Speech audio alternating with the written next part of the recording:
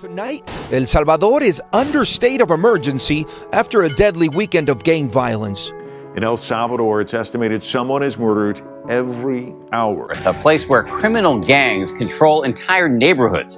There are thought to be as many as 60,000 active members, and once in a gang, there are few ways out apart from death. El Salvador, a place known for MS-13 and its scary-looking gang members full of tattoos. A place with massive outflows of migrants to the US, the highest murder rate in the world, and no hope.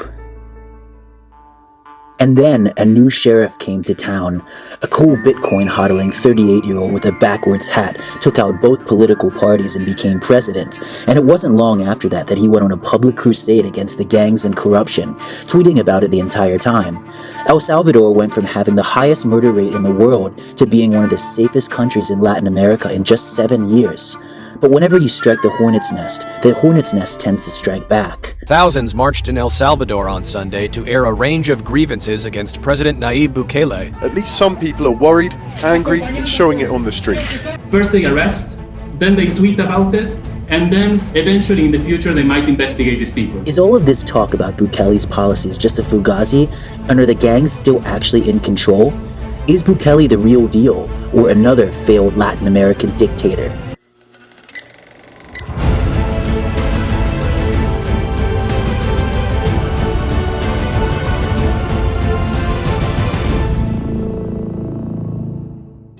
Bukele once called himself the world's coolest dictator. President Nayib Bukele has been extremely popular with an 87% approval rating, but how much of his policies actually brought down crime?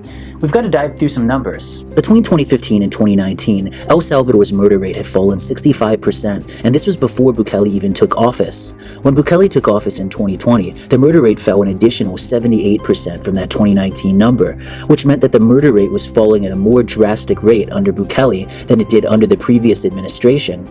It's important to note that the murder rates in Honduras, Belize, and Guatemala have all also fallen over the same time period. However, they have neither fallen as drastically nor as low as El Salvador. In addition to whatever common factor has been slowly causing a drop in crime in Central America, what has El Salvador been doing to have so much success? Hundreds of inmates, barefoot and stripped down to white shorts, scurry into El Salvador's new mega prison, ordered to crouch down on the ground one after another. Bukele's policy of an iron fist isn't exactly new. The previous government put together a 124-point security plan in 2015 and declared war on the gangs the next year. The police got state-of-the-art weapons from the US, and they were accused of extrajudicial killings back in 2017. Fez had a very lethal track record on the street, killing a staggering 43 people they say were gang members in just 6 months last year. Some in, it has repeatedly been alleged, illegal executions. That's a problem for the US, who aren't supposed to fund units guilty of human rights abuses. Bukele has continued the crusade on gangs with his territorial control plan, which is a carefully calculated strategy to take back gang-controlled territories one by one. He would surround these communities and arrest people in mass quantities, making over 65,000 arrests. This strategy is actually mild compared to what other countries have done. You destroy my country, I'll kill you. And it's a legitimate thing. If you destroy our young children, I will kill you. That is a very correct statement.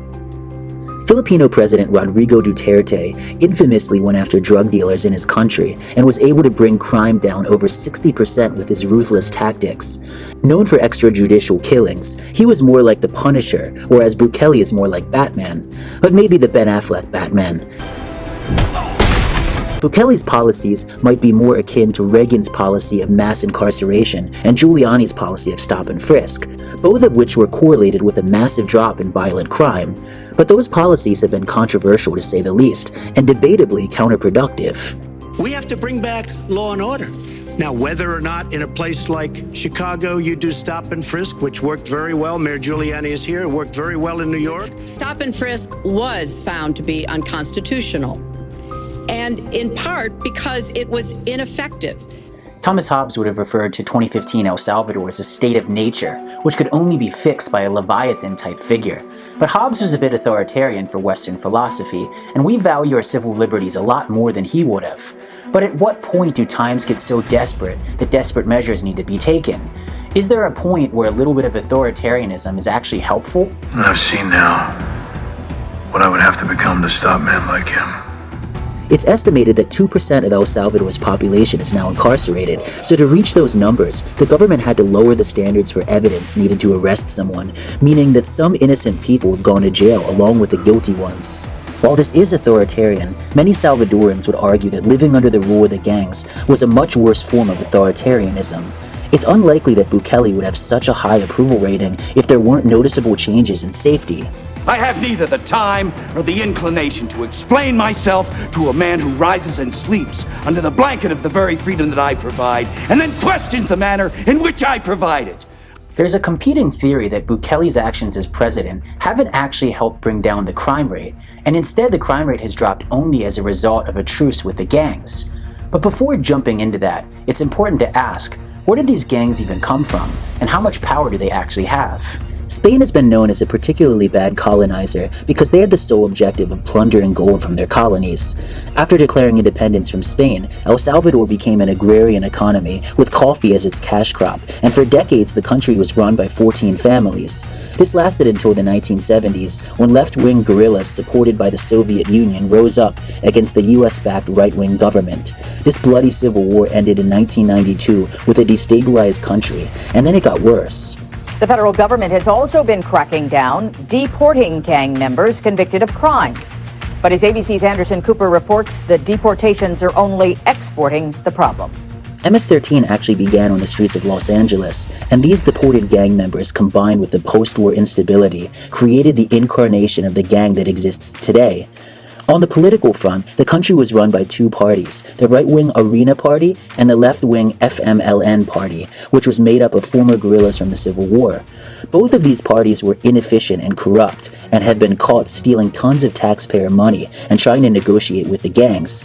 A 2013 pact between the FMLN Party and the gangs brought the murder rate way down, but ended up backfiring when the truce unraveled, leading to the highest murder rate on Earth. One of the most violent countries is El Salvador, which had the highest murder rates in the world in 2015 and 2016, although this year the rates are somewhat lower. Rival gangs like MS-13 and the 18th Street Gang kill thousands per year. They use extortion to control entire neighborhoods, leading people to flee for their lives. Some have wondered if a culture of violence has persisted in ex-Spanish colonies, because for the most part, countries in the Americas have the highest murder rates in the world. There are some outliers like Argentina and Chile, but the majority of Argentines are of Italian descent, and Chile has a mix of ethnicities. We can look at ex-French colony Haiti and the ex-Spanish-owned Dominican Republic, which occupy the same island. Haiti has a lower murder rate than the DR, despite a much lower GDP and having been the poorest country in the Western Hemisphere for centuries. If we look at Asia, the Philippines has the highest murder rate by far, and it was the only one colonized by Spain. El Salvador actually has a significant Palestinian community that began immigrating during the Ottoman times. This community hasn't seen anywhere near the same level of violence, and they have been disproportionately successful, despite decades of discrimination. An 18th century writer in Chile described that country's many natural advantages in climate, soil, and natural resources, and then asked, in complete bewilderment, why it was such a poverty-stricken country. That same question could be asked in many countries today. Conversely, we could ask why Japan and Switzerland are so prosperous when they are both almost totally lacking in natural resources. The extent to which a cultural component has caused these disparities is unknown, but during the times of colonization, England, France, and the Netherlands were being influenced by Enlightenment ideas, whereas Spain had backslided and was carrying out its infamous Inquisition. Whatever the reason, this violence cannot just be completely chalked up to poverty or inequality, because these factors cause desperation, not sadism. Despite the sadistic nature of the gangs, there is some evidence that Bukele is trying to negotiate with them. In El Salvador, an investigation has revealed that the government of Nayib Bukele entered into negotiations with street gangs. The evidence of Bukele's administration negotiating with the gangs has all originated from an extensive article written in September of 2020 from the news organization El Faro. This report provides records with signatures and stamps showing government officials Osiris Luna and Carlos Mariquin entering the prisons to negotiate with gang members. Prisoners and wardens have also corroborated these reports that the government was here to negotiate, but Bukele denies it. Via Twitter, El Salvador's president, Nayib Bukele, denied the accusations, pointing to images of the prisoners lined up in rows and adding, "Show me one privilege, just one." It's important to understand that Salvadoran gangs make most of their money from extortion, not drugs, which means that they don't have anywhere near the level of influence that the Mexican cartels have. Salvadoran gang members make enough money to barely sustain, whereas the Mexican cartels make billions of dollars, allowing them to buy off police, politicians, and almost anyone who gets in their way. For this reason, it's much easier to take out the Salvadoran gangs. So you cleaned it up. That was the easy part. That's the easy part. Criminals like weeds, Alfred. Pull one up, another grows in its place. Bukele's critics usually say that only mass arrests of gang members will not address the root causes of violence in El Salvador. And on that point, they are right. After the Medellin cartel was driven out in the 90s, the city began pouring money into infrastructure projects like public libraries, public parks, education, healthcare, and a state-of-the-art metro system with the city's iconic cable cars. As far as El Salvador goes, Bukele has turned his attention to creating a cryptocurrency utopia. So for the first time, Kelly, El Salvador is officially using power harnessed from a volcano to mine for Bitcoin. President Bukele said a couple hours ago that the country has so far earned $269 worth of Bitcoin. In 2021, El Salvador became the first country in the world to make Bitcoin legal tender, much to the chagrin of the IMF. Because Bitcoin's algorithm is deflationary, El Salvador avoids the hyperinflation trap that many developing nations have gotten caught in. Since El Salvador currently uses the US dollar, it would be cutting its dependence on the US in favor of a neutral, decentralized currency. So our Fed policy affects the entire world, every country in the world. Definitely. But it affects El Salvador directly and immediately in the same way it affects us because you trade in the US dollar. Yes, a little worse, because we do get all the devaluation and we get all the inflation, but we get none of the spending. So, yeah, so you can't print it. We can't print it. Yeah, you can print the US dollars. Fair, good point. El Salvador used to have a really high level of wealth inequality, but that number has actually come way down, giving it one of the lowest Gini scores in the Americas. Much of the reason for this is that incomes amongst the rich have stagnated, and remittances that flow primarily to poor people outside of the city now make up over 25% of the GDP. With widespread adoption of Bitcoin, tens of millions of dollars in remittance fees could be saved, instead going into the Salvadoran economy. Or the traditional 20th century banking system is too expensive and cumbersome to serve the people of El Salvador. Over 100 years, they managed to put 2.5 million people into a banking relationship. Over 3 weeks, they rolled out a crypto wallet, a Chivo wallet, and they put 3 million people into that system. So they accomplished more in 3 weeks with digital assets than they accomplished in 300 years. Remittances are helpful to alleviate some poverty in the short term, but El Salvador needs a long-term strategy if it wants to see real change. In the 1960s, there was another small country that was extremely poor that elected someone who came to be known as a benevolent dictator. That country was Singapore. To run democracy, whether it's British style or American style, you must have the preconditions. And the precondition is a fairly large educated middle class that provides stability in society, that can vote one way or the other between parties which are fundamentally in agreement on basic principles, but in disagreement as to how to achieve certain objectives.